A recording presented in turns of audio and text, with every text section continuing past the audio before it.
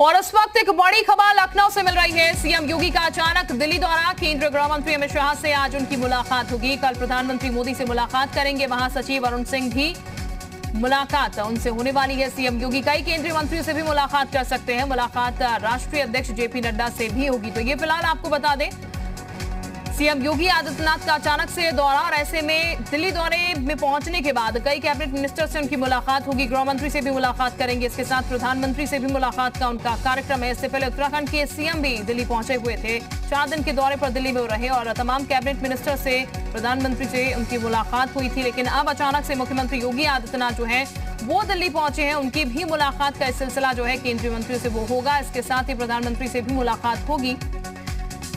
तो फिलहाल ये बड़ी जानकारी इस वक्त हम आपको दे रहे हैं। लखनऊ से बड़ी खबर मिल रही है। सीएम योगी दिल्ली पहुंचेंगे। उनका दिल्ली दौरा है और दिल्ली दौरे में केंद्रीय गृह मंत्री अमित शाह से उनकी मुलाकात आज होनी है। कल प्रधानमंत्री से मुलाकात करेंगे यहाँ पर। इसके बाद राष्ट्रीय अध्यक्ष जेपी नड्डा से भी उनका मुलाकात का कार्यक्रम जो है वो निश्चित किया गया है। कई केंद्रीय मंत्रियों से भी उनकी मुलाकात हो सकती है, ऐसा कहा जा रहा है। इस वक्त ये बड़ी और अहम जानकारी आपको दे रहे हैं। इससे पहले की जैसा कि हमने जिक्र किया, उत्तराखंड के सीएम भी दिल्ली पहुंचे थे और 4 दिन का उनका दौरा था। केंद्रीय मिनिस्टर से उनकी मुलाकात यहां पर हुई थी। प्रधानमंत्री से भी उन्होंने समय मांगा था, मुलाकात हुई थी। तो फिलहाल अभी इस वक्त उत्तर प्रदेश के मुख्यमंत्री अब अचानक दिल्ली पहुंचे हैं और आज ही मुलाकात गृह मंत्री से उनकी होने वाली है। तो ये इस वक्त की बड़ी और अहम जानकारी और निश्चित ही कुछ महत्वपूर्ण, जिसके लिए मुख्यमंत्री जो है वो दिल्ली पहुंचे हुए हैं और मुलाकातों का जो सिलसिला है उससे निश्चित कुछ निकल के आने वाला है। महत्वपूर्ण है ये दौरा, क्योंकि उत्तर प्रदेश के लिहाज से अगर खासकर बात की जाए तो चुनाव भी आने वाले हैं और ऐसे में मुलाकातों का सिलसिला जो है इसके कई मायने भी निकाले जा रहे हैं, कई मायने भी निकाले जाएंगे। आज ये मुलाकात होगी, पहले गृह मंत्री से मुलाकात करेंगे। कल हालांकि प्रधानमंत्री से मिलने का उनका कार्यक्रम है। राष्ट्रीय अध्यक्ष जेपी नड्डा से भी उनकी मुलाकात होगी। इसके अलावा कई कैबिनेट मिनिस्टर्स होंगे जिनके साथ उनका मुलाकात का कार्यक्रम जो है वो रखा गया है। लेकिन फिलहाल सुनिश्चित नहीं था पहले से, अचानक से वो दिल्ली पहुंचे आज और मुलाकातों का सिलसिला जो है वो आज से ही शुरू हो जाएगा। तो कल प्रधानमंत्री से भी उनकी मुलाकात होगी। और ये बता दें आपको, उत्तर प्रदेश में जो परिस्थितियां मुख्यमंत्री योगी आदित्यनाथ ने संभाली है उसको लेकर उनकी तारीफ जो है वो की गई है और समय समय पर उसको लेकर उनकी तारीफ हो रही है। मौजूदा वक्त में उत्तर प्रदेश की स्थिति बाकी राज्यों से काफी बेहतर है। सबसे ज्यादा जनसंख्या है उत्तर प्रदेश में, बावजूद इसके यहाँ पर कोरोना नियंत्रण काफी बेहतर तरीके से किया गया है। जिस तरीके से वर्क किया जा रहा है उत्तर प्रदेश में, उसको लेकर सीएम योगी आदित्यनाथ ने तारीफें बटोरी है, संगठन से भी, संगठन के लोगों से भी और जो पब्लिक प्लेटफॉर्म है उससे भी, उस पर भी मुख्यमंत्री की तारीफें जो हैं वो की जा रही हैं। जिस तरीके से पूरे सिस्टम को मेंटेन किया गया है उसको लेकर लगातार मुख्यमंत्री की तारीफें हो रही हैं। लेकिन अब अचानक से दिल्ली वो पहुंचे हुए हैं जहां पर उनकी मुलाकात आज केंद्रीय गृह मंत्री अमित शाह से होनी है। प्रधानमंत्री से भी उनकी मुलाकात का कार्यक्रम रखा गया है। उसके बाद कई मिनिस्टर्स होंगे जिनसे उनकी मुलाकात होगी और राष्ट्रीय अध्यक्ष जेपी नड्डा से भी वो मुलाकात करेंगे। तो इन मुलाकातों के बाद क्या कुछ रहता है, इन मुलाकातों के बीच में क्या महत्वपूर्ण रहता है, किस बात को लेकर मुलाकात जो है वो इस वक्त महत्वपूर्ण हो सकती है, वो तमाम कयास जो है वो अब लगने निश्चित ही शुरू हो जाएंगे और उसके बाद तस्वीर भी सामने आएगी ये मुलाकात किस वजह से कितनी खास। लेकिन फिलहाल जो जानकारी है उसके मुताबिक यही कहा जा रहा है कि आज सीएम योगी आदित्यनाथ अचानक दिल्ली दौरे पर पहुंचे हैं और इस दौरे के दौरान सबसे पहले उनकी जो मुलाकात होने जा रही है वो केंद्रीय गृह मंत्री अमित शाह से होने जा रही है और उसके बाद फिर उनके आगे के कार्यक्रम जो है वो भी प्लान किए गए हैं। कल प्रधानमंत्री से मुलाकात करेंगे, राष्ट्रीय अध्यक्ष जेपी नड्डा से भी मुलाकात करेंगे और फिर उसके बाद तमाम कैबिनेट मिनिस्टर जो है, केंद्रीय मंत्री जो हैं, उनसे उनका मुलाकातों का दौर जो है वो शुरू हो जाएगा।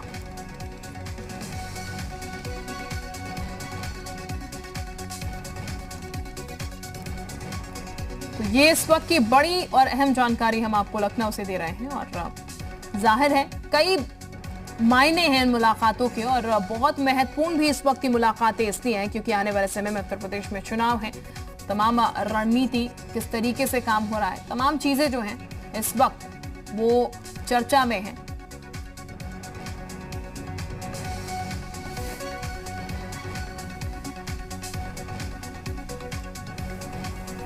तो ये फिलहाल हम आपको बता दें, आज ही अचानक वो दिल्ली दौरे पर पहुंचे हैं और मुलाकात आज उनकी केंद्रीय गृह मंत्री से होने वाली है सबसे पहले। उसके बाद प्रधानमंत्री से भी उनकी मुलाकात का यहां पर कार्यक्रम रहने वाला है। पवन इस वक्त हमारे साथ ज्यादा जानकारी के साथ जुड़ चुके हैं। पवन, दिल्ली दौरे पर आज पहुंच गए हैं, अचानक से ये पूरा प्लान किया गया, क्या जानकारी मिल पा रही है? कहा जा रहा है प्रधानमंत्री से मुलाकात होगी, गृह मंत्री से और तमाम कैबिनेट मिनिस्टर से मुलाकात होगी, क्या कुछ कयास लगाए जा रहे हैं इस दौरे को लेकर? बिल्कुल, देखिए, अगर बात करें तो जिस तरीके से अब पंचायत चुनाव हुए, पंचायत चुनाव की समीक्षा बैठक हुई और उसके बाद अगर बात करें तो कहीं ना कहीं मंत्रिमंडल के विस्तार की बातें निकल कर आ रही थी और बहुत तमाम अटकलों से बाजार गर्म हो रहा था। लगातार यूपी की राजनीति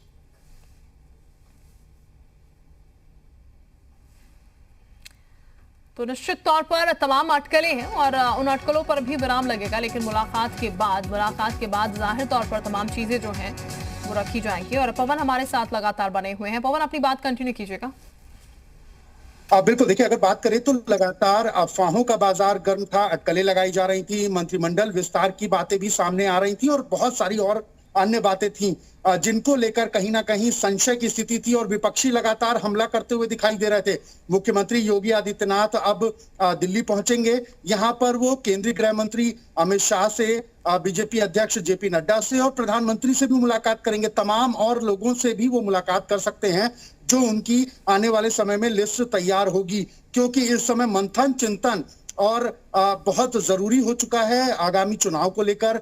सही, उसके साथ साथ जो है कोरोना के मामलों को लेकर अनलॉकडाउन किया गया है पूरे यूपी के सभी जिलों में, उसको लेकर और जो रोजगार संबंधी क्षेत्र हैं बात करें, क्योंकि बहुत सारे उद्योग जो हैं, उद्योगों की एक तरीके से नगरी भी है उत्तर प्रदेश, तो यहाँ पर किस तरीके से उन लोगों को बढ़ावा दिया जाएगा, ये सारी पॉलिसीज कहीं ना कहीं डिस्कस होंगी। और इसमें मुख्य मुद्दा रहेगा जो अटकलों का बाजार गर्म था, अफवाहों का बाजार गर्म था, उसे पूरी तरीके से शांत करना, यानी किसी तरीके का कोई संशय ना रहे, किसी तरीके की कोई बात विपक्षियों द्वारा पकड़कर उस पर हमला ना किया जाए। इन सभी मुद्दों को लेकर कहीं ना कहीं मुख्यमंत्री योगी आदित्यनाथ यहां पर पहुंच रहे हैं और योगी आदित्यनाथ का यहां पहुंचना बहुत जरूरी था। अब वो जब शीर्ष नेतृत्व के साथ मुलाकात करेंगे, उनके साथ विचार विमर्श होगा, तो आगे का रोड मैप भी तय होगा और उसी रोड मैप को तय करने के लिए मुख्यमंत्री योगी आदित्यनाथ दिल्ली के लिए रवाना हो रहे हैं।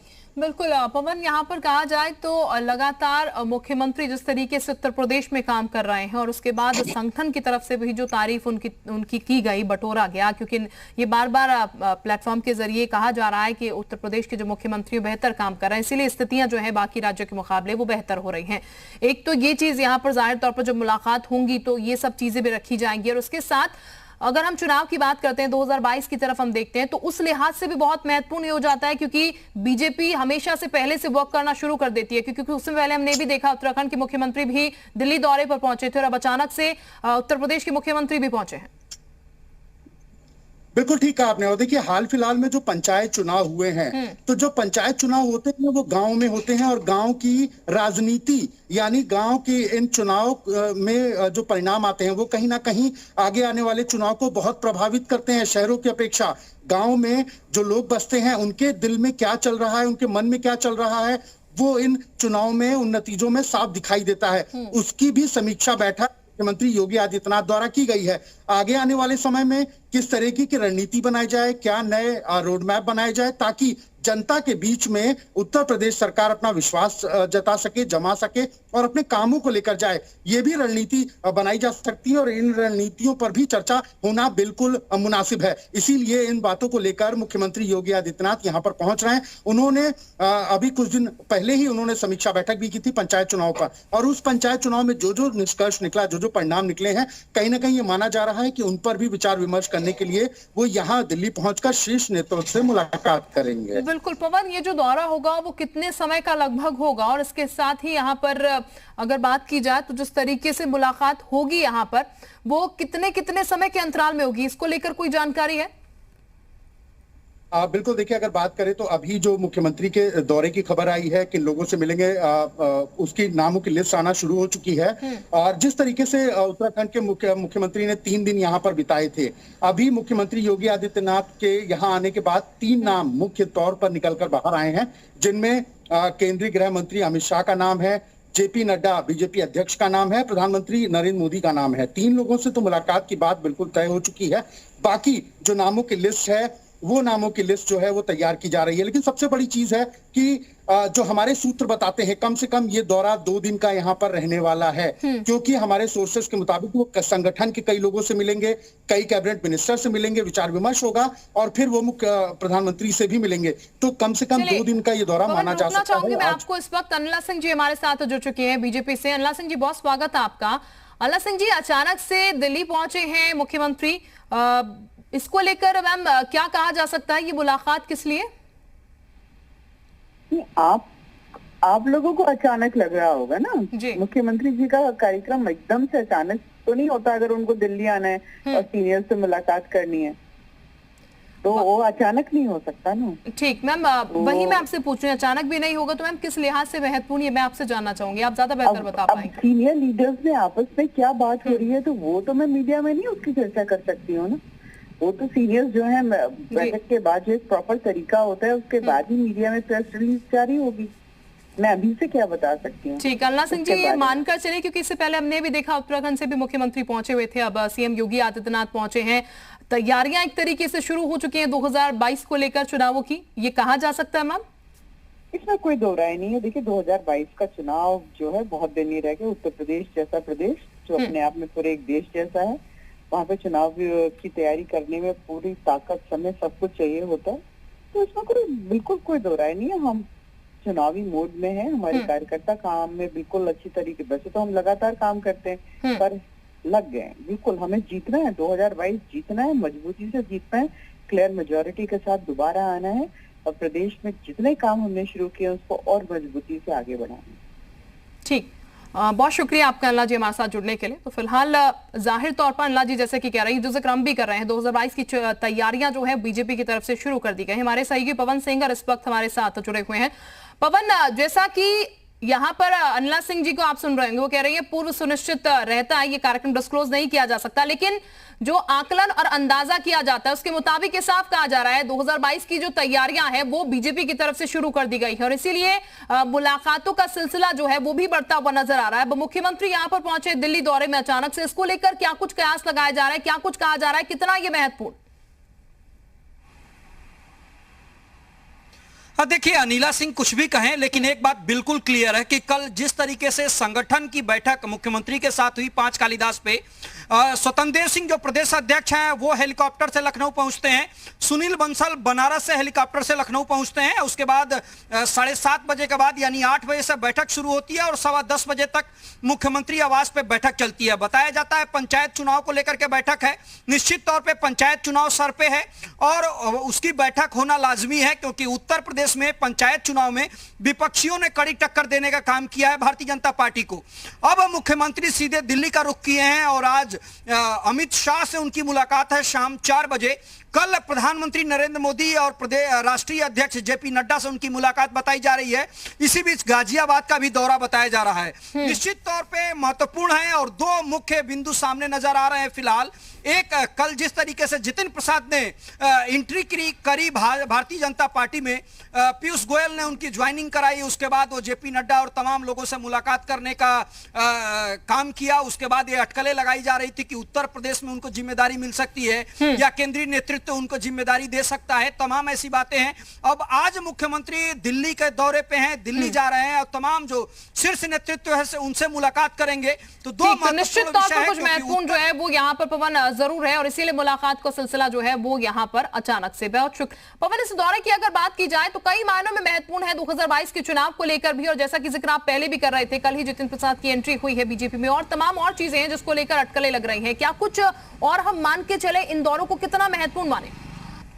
हाँ देखिए, खासतौर से इस दौरे को अगर आप देखेंगी तो 3 महत्वपूर्ण बातें हैं जिसको ध्यान में रखना होगा। पहला महत्वपूर्ण बात, लगातार संगठन की बैठक हुई पिछले दिनों, मंत्रियों से 1-to-1 किया बीएल संतोष ने। उसके पहले अगर देखा जाए तो संघ के जो पदाधिकारी थे वो लखनऊ आए थे। इन तमाम उठापटक के बीच में पहली बार मुख्यमंत्री दिल्ली के दौरे पे हैं और जहां पे गृह मंत्री अमित शाह से आज मुलाकात करेंगे, प्रधानमंत्री से मुलाकात करेंगे और राष्ट्रीय अध्यक्ष जेपी नड्डा से मुलाकात करेंगे। कल एक महत्वपूर्ण बैठक हुई थी 5 कालीदास पे, जिस बैठक के लिए स्वतंत्र देव सिंह अपने हेलीकॉप्टर से लखनऊ आए थे। बनारस से सुनील बंसल जो संगठन मंत्री हैं उत्तर प्रदेश के, वो आए थे। उसके बाद तकरीबन 2 घंटे तक बैठक चली थी, मंथन चला था, जिसको पंचायत चुनाव का मंथन बताया गया कि पंचायत चुनाव पे बैठक चली थी। कल जितिन प्रसाद की भारतीय जनता पार्टी में एंट्री हुई है और उसको लेकर के लगातार कवायद चल रही है कि ब्राह्मण चेहरे के रूप में उत्तर प्रदेश में उनको प्रोजेक्ट किया जाएगा। और 2022 के चुनाव में जो तमाम विपक्षी दलों ने एक प्रोपेगेंडा तैयार किया था कि उत्तर प्रदेश के जो मुखिया हैं वो ब्राह्मणों की अनदेखी कर रहे हैं, उसकी काट खोजने का काम जितिन प्रसाद के रूप में किया गया था। हालांकि सरकार ने जो तमाम अधिकारी और मंत्रियों का एक फहरिस्त दिया था जो ब्राह्मण नेता के रूप में जाने जाते हैं, लिहाजा इन तमाम समीकरणों को देखते हुए ये दौरा मुख्यमंत्री का महत्वपूर्ण है कि किन किन विषयों को लेकर के प्रधानमंत्री से, राष्ट्रीय अध्यक्ष से, अमित शाह से बातें होती हैं, उसके बाद क्या रिजल्ट निकल करके आता है। लेकिन एक बात बिल्कुल सही है कि जो तमाम उठापटक और तमाम फेरबदल संगठन सत्ता की बातें चल रही थी, पिछले दिनों उस पर विराम लगा था। उसके बाद मुख्यमंत्री ने एक इंटरव्यू में भी कहा कि आने वाले समय में फिलहाल कोई विस्तार नहीं है और आने वाला समय जिला पंचायत अध्यक्ष और जिला प्रमुख की है।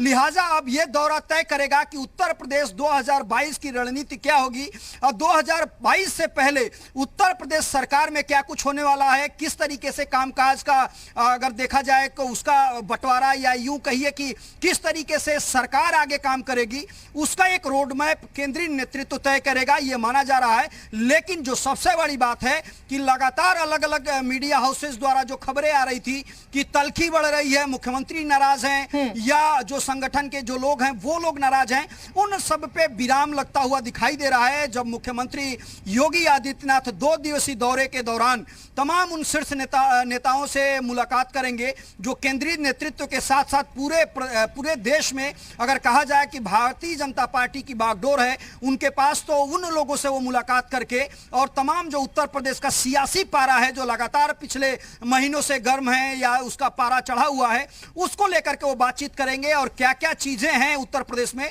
उसको लेकर के मुख्यमंत्री एक तरीके से ब्रीफ करेंगे उन केंद्रीय नेतृत्व को। तो ये दौरा काफी महत्वपूर्ण है योगी आदित्यनाथ का, जो दिल्ली खासतौर से अभी उनकी जो चार्टर्ड है वो टेक ऑफ की है, यानी कुछ समय में ही वो दिल्ली पहुंच जाएंगे। बिल्कुल, यहाँ पर अगर पवन बात की जाए तो ब्राह्मण चेहरे बीजेपी के पास पहले भी थे। ब्रजेश पाठक की बात कर ली जाए, रीता बहुगुणा जोशी की बात कर ली जाए, इसके अलावा दिनेश शर्मा की बात कर ली जाए, लेकिन एक ऐसा बड़ा चेहरा जिसके पीछे काफी सपोर्ट हो या फिर जो लोगों को सपोर्ट में ला सके बीजेपी की, एक बड़ा चेहरा जितिन प्रसाद अब वो सामने आया है, तो जाहिर तौर पर निश्चित एक ऐसी जिम्मेवारी भी देनी होगी, ऐसा पद भी देना होगा जो कि और आकर्षित करेगा लोगों को। ये कहा जा सकता है कि जब ये मुलाकात होगी इस बीच क्या पद उन्हें देना है, क्या जिम्मेदारी उन्हें देनी है, इसको लेकर भी बातचीत हो सकती है, इसको लेकर काफी महत्वपूर्ण हो सकता है। हाँ बिल्कुल, क्योंकि जितिन प्रसाद एक बड़ा नाम है और अगर देखा जाए तो जितिन प्रसाद अगर पुश्तैनी तौर पे कांग्रेस के साथ रहे, लेकिन उनके पिताजी ने कांग्रेस का विरोध भी किया था। अब एक कहा जाए कि 3 पीढ़ियों के बाद जितिन प्रसाद ने वो परंपरा तोड़ करके कांग्रेस छोड़ करके भारतीय जनता पार्टी ज्वाइन करने का काम किया। इससे पहले अगर देखा जाए तो मध्य प्रदेश के बड़े नेता जो राहुल गांधी के करीबी थे वो भारतीय जनता पार्टी में आने का काम किया। पिछले दिनों राजस्थान से भी ऐसी खबर आई थी, यानी राहुल गांधी के जो करीबी जो दोस्त कहे जाते थे उन लोगों ने धीरे धीरे राहुल गांधी का साथ छोड़ा या केंद्रीय नेतृत्व ने इनकी नहीं सुनी तो वो भारतीय जनता पार्टी की तरफ रुख किए। लिहाजा जितिन प्रसाद का वो भारतीय जनता पार्टी में एंट्री और खासतौर से उत्तर प्रदेश के अगर पिछले 5 महीने 6 महीने की बात करें तो उस दौरान ब्राह्मण चेतना मंच के तौर पर जितिन प्रसाद ने पूरे उत्तर प्रदेश का दौरा किया और एक तरीके से पहली बार खुल करके कोई नेता ब्राह्मण राजनीति को लेकर के कांग्रेस में बोलता हुआ दिखाई दिया और लगातार ब्राह्मणों को एकजुट करते हुए सामने नजर आए थे और खुल करके बोलते भी थे। अब भारतीय जनता पार्टी में आए हैं तो लिहाजा अगर कांग्रेस या दूसरी पार्टियों को डेंट करना है तो निश्चित तौर पे उनको कुछ ना कुछ ऐसा पद दिया जाना होगा जिससे एक मैसेज जाए राजनीति में कि भारतीय जनता पार्टी जो चेहरा लेकर के आई है उस चेहरे को एक बड़ा पद दिया है, यानी ब्राह्मण की जो सम्मान की बात विपक्ष की पार्टियां करती हैं उसको लेकर के काउंटर कर सके। लिहाजा निश्चित तौर पे जितिन प्रसाद की एंट्री और आज मुख्यमंत्री का दिल्ली दौरा, ये तमाम बिल्कुल काफी महत्वपूर्ण है। विजय उपाध्याय साहब इस वक्त हमारे साथ जुड़ चुके हैं। पवन वरिष्ठ पत्रकार है, बहुत स्वागत सर आपका। विजय जी, इस दौरे को लेकर क्या कुछ कयास लगाए जाए सर? देखिए, ये दौरा हालांकि हो तो रहा है कि राजनीतिक हलचलों के बीच में कयासें अटकलें तमाम चल रही हैं जो, लेकिन मेरा ऐसा मानना है कि कोरोना पे जिस तरीके से 50 दिन में उत्तर प्रदेश सरकार ने काबू किया है और जिस तरह से पिछले 3 दिन से 700 केस या 600 केस आज आ गए हैं, इतने नीचे पहुंच गया है, मुझे लगता है शायद इन सारी चीजों की पंचायत चुनाव से रिलेटेड अपनी उपलब्धि और पंचायत चुनाव पे जो पार्टी का नजरिया है या फिर आने वाले विधानसभा चुनाव के लिए जो बातें हो सकती हैं, सरकार को कौन कौन से कुछ ऐसे फैसले सरकार लेना चाहती है जो विधानसभा चुनाव के लिए बहुत महत्वपूर्ण है, शायद उन सारी चीजों को लेकर उस पे बात करने के लिए मुख्यमंत्री जी मिलने गए हैं। तो ये मेरा ऐसा ही मानना है कि विधानसभा चुनाव के लिए कौन से फैसले ऐसे हो सकते हैं, कौन से लोकप्रिय निर्णय हो सकते हैं जिनको लागू करे सरकार और वो उससे उस चुनाव में कामयाबी मिले, शायद वो ऐसे विषयों पे बात करने के लिए गए हैं। बिल्कुल, यानी कि विजय जी ये कहा जाए कि एक तो ये अब तक मुख्यमंत्री प्रदेश में समीक्षा कर रहे थे तमाम चीजों की, लेकिन अब जब आला कमान के पास यहाँ पर मुख्यमंत्री पहुंचे हैं तो मुख्यमंत्री की पीठ भी थपथपाई जाएगी जिस तरीके से उत्तर प्रदेश में काम हुआ है। इसके साथ जैसा कि आप जिक्र कर रहे हैं, ये हम मानकर चले कि एक वो तमाम चीजें देखी जाएंगी जिनको आगे 2022 में भुनाया भी जा सकता है। किस तरीके से काम किया, क्या कुछ उपलब्धियां यहाँ पर रही प्रदेश में, इसको लेकर खासकर ये महत्वपूर्ण रहेगा। हाँ, निश्चित तौर पे यही बात है और चूंकि अब ऐसा वक्त है ना कि अगर कोई नया फैसला सरकार लेती है जी, तो उसे लागू किया जाना तुरंत जरूरी होगा। दूसरा, जो पार्टी का संकल्प पत्र 2017 में आया था जिसके आधार पर 325 सीटें पार्टी को सहयोगी दलों के साथ मिली थी, तो संकल्प घोषणा पत्र जो इनका था कितना लागू हुआ है, क्या क्या पॉइंट्स उसमें बचे हैं और जो बचे हैं उसके लिए रणनीति क्या होनी चाहिए। मुझे लगता है कि ये प्रस्थान बिंदु यहाँ से इस पे तय होगा और इसीलिए प्रधानमंत्री से भी उनकी भेंट है और हो सकता है कि जेपी नड्डा जी से भी उनकी मुलाकात हो। हालांकि वो शेड्यूल अभी जानकारी में नहीं आया है, लेकिन अमित शाह जी से जो उत्तर प्रदेश के रणनीतिकार रहे हैं और प्रधानमंत्री जी से इनसे जरूर सहमति लेने की जरूरत होगी मुख्यमंत्री जी को कि इन मुद्दों पे अभी काम इतना हुआ है, बाकी मुद्दों पे इतना हुआ है। शायद वो एक तरीके की पूरी रिपोर्ट प्रोफाइल उनके सामने रखेंगे और अपना जो उनके पास सुझाव होंगे कि क्या करना चाहिए, उन चीजों पे ही मुख्य तौर पे फोकस होने की संभावना है। बिल्कुल, लेकिन सर हाल फिलहाल की जो हम सिचुएशन देख रहे हैं, अभी कल जिस तरीके से जितिन प्रसाद की बीजेपी में एंट्री हुई, उसके बाद अचानक से दिल्ली द्वारा मुख्यमंत्री का एक ब्राह्मण चेहरा लगातार खोजने की कवायद चल रही थी, वो ब्राह्मण चेहरा यहाँ पर मिल गया, फिर मुख्यमंत्री को तलब किया जाता है, दिल्ली यहाँ पर पहुंचते हैं। इसका सर कोई कनेक्शन क्या इससे नहीं नजर आ रहा?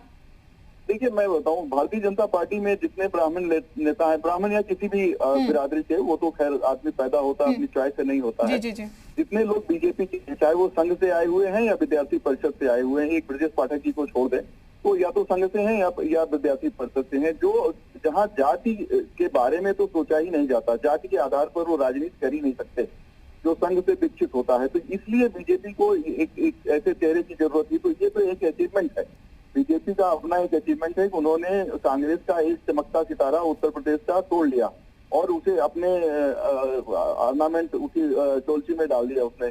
अब ये जो सिचुएशन है ये अचीवमेंट का है। इस अचीवमेंट के साथ स्टेट गवर्नमेंट की अचीवमेंट जो कोरोना को काबू में कर लिया, पूरा उत्तर प्रदेश दिन के कर्फ्यू से मुक्त हो चुका है, लोगों को सारी सुविधाएं सहूलियतें मिल रही है, सरकार का ये दावा है, अपोजिशन कुछ भी कहे, लेकिन डेथ रेट और साथ में जो केसेस हैं वो बहुत घटे हैं और टेस्ट बढ़े हैं। ये सारी जो अचीवमेंट्स हैं, मुझे लगता है कि मुख्यमंत्री जी इन सारी चीजों की रिपोर्ट वहां लेके गए हैं, उन्हें तलब नहीं किया गया, बल्कि हमें लगता है स्वेच्छा से जाके सारी चीजें पार्टी हाईकमान को बताने के लिए वहां पहुंचे। ठीक, बहुत बहुत शुक्रिया आपका हमारे साथ जुड़ने के लिए विजय उपाध्याय जी, वरिष्ठ पत्रकार, जो कि कह रहे हैं कि 2022 से ज्यादा महत्वपूर्ण इस वक्त यहाँ पर शायद ये इसलिए हो सकता है कि जो उपलब्धियां हैं वो भी यहाँ पर देखी जाएंगी। पवन इस वक्त हमारे साथ बने हुए हैं लगातार।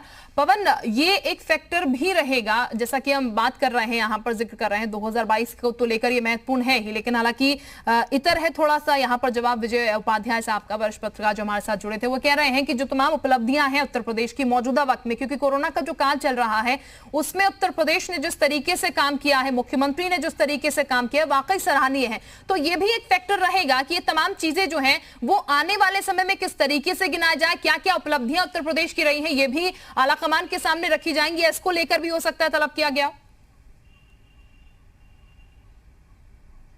देखिए, ये इसको आप निगलेक्ट नहीं कर सकते। जिस तरीके से उत्तर प्रदेश के मुख्यमंत्री ने कोविड संक्रमण को रोका है, एक तरीके से उत्तर प्रदेश में सभी मंडलों का उन्होंने दौरा किया और आज स्थिति ऐसी है कि पूरे उत्तर प्रदेश को अनलॉक किया गया है और तमाम जो औद्योगिक गतिविधियां हैं वो लगातार चलाने का काम किया। रेहड़ी पटरी वालों को लिए जो जिस तरीके से 1000 रुपया देने का काम किया, उसके अलावा फ्री राशन को लेकर के उत्तर प्रदेश सरकार ने जो फैसला लिया केंद्र सरकार की मदद से, तमाम ऐसी बातें हैं जो निश्चित तौर पे प्रधानमंत्री तक वो पहुंचना चाहिए और मुख्यमंत्री निश्चित तौर पे उसको पहुंचाएंगे और बताएंगे कि देश का सबसे बड़ा राज्य किस तरीके से कोविड कंट्रोल किया। WHO के जो मानक हैं उससे ज्यादा टेस्ट करके उत्तर प्रदेश ने दिखाया और उसके अलावा जो ग्रामीण वैक्सीनेशन था या ग्रामीण क्षेत्रों में जिस तरीके से कोविड की स्थितियां थी उसको कंट्रोल करने का काम किया। ठीक, पवन मैं वापस लौटती हूं आपके पास। अजय कुमार जी इस वक्त हमारे साथ जुड़ चुके हैं, वरिष्ठ पत्रकार हैं, उनका सीधे रुख कर लेते हैं। अजय जी बहुत स्वागत है आपका जी उत्तर प्रदेश उत्तराखंड पर। अजय जी इस दौरे को लेकर आपका क्या विचार है, किस लिए ये दौरा महत्वपूर्ण होगा, किस नजरिए से या क्या क्या बातें हो सकती हैं? देखिए अब मीडिया में तो तरह तरह की बातें आ रही हैं। अभी कहीं ये कहा जा रहा है उनको तलब किया गया। दो चीजें हैं, एक बुलाया जाना अपना होता, तलब करना ये बात अलग है। आज योगी जी पहुंचे हैं, हो सकता है बहुत सी जानकारियां दें। इधर जो राजनीतिक गतिविधियां उत्तर प्रदेश में रही हैं, कहीं ना कहीं योगी जी पर ये निरंतर दबाव डाला जा रहा था कि आप मंत्रिमंडल का विस्तार करिए, या एक अमुक व्यक्ति को जो है, चाहे अरविंद शर्मा का मैं नाम ले लेता हूँ, काफी दबाव ये डाला जा रहा है कि अरविंद शर्मा को मंत्रिमंडल में लीजिए। योगी जी अभी तक टालते आए हैं। योगी जी की एक बड़ी विडंबना है, या ये कह लीजिए वो ऐसी ताकत है कि वो जल्दी किसी के दबाव में नहीं आते। और यही कारण है कि जब से समझिए 4 महीने हो गए हैं, विधान परिषद के चुनाव हुए, अरविंद जी विधान परिषद सदस्य भी चुन गए हैं और वो बनारस में उनको लगाया मोदी जी ने। लेकिन योगी जी ने पूरे उत्तर प्रदेश में जिस तरह कोरोना काल में जगह जगह जा करके, शायद ही देश का कोई ऐसा मुख्यमंत्री होगा कि इस आपदा के समय में खुद, मतलब आप ये कहें कि योगी जी खुद अस्वस्थ रहे, कोरोना पीड़ित रहे और भगवान ने उनको जल्दी स्वस्थ किया, वो जगह जगह गए।